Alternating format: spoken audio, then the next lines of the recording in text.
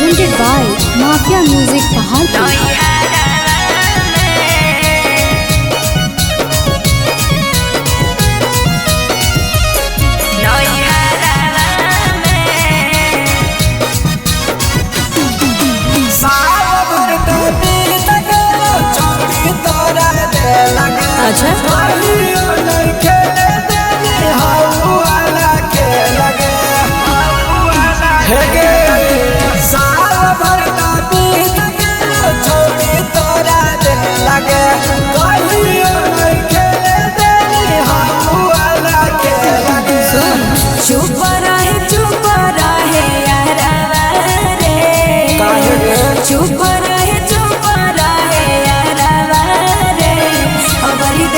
छौड़ाया के नैहरा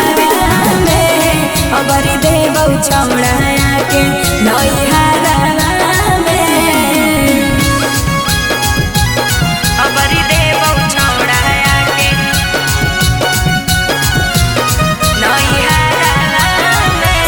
Mixed by Santosh Satya. नैहरा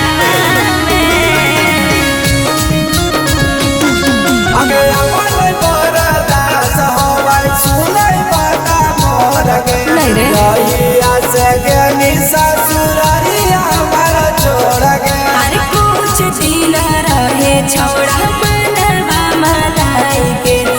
एक भर मजा लिहा पूरा में दबाई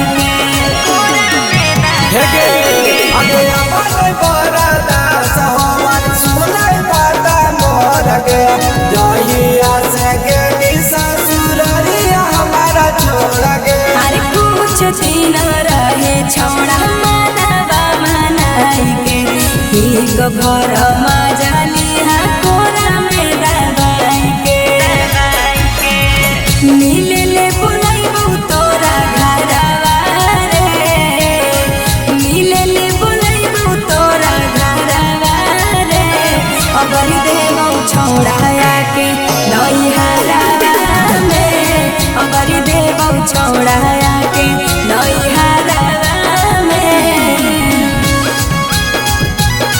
अबरी देवौ छौड़ाया के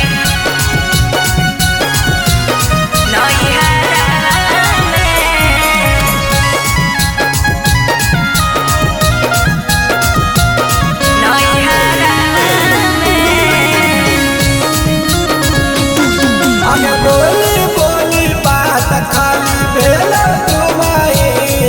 अरे राइटर नीरज सापिस लिहा तू रोजीना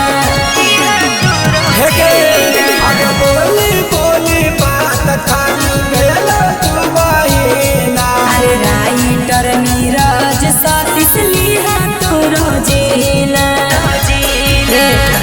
हखी तू ही असलीला घरवा रे हखी तू ही असलीला घरवा रे अबरी देवौ छौड़ाया के नैहरा रे अबरी देवौ छौड़ाया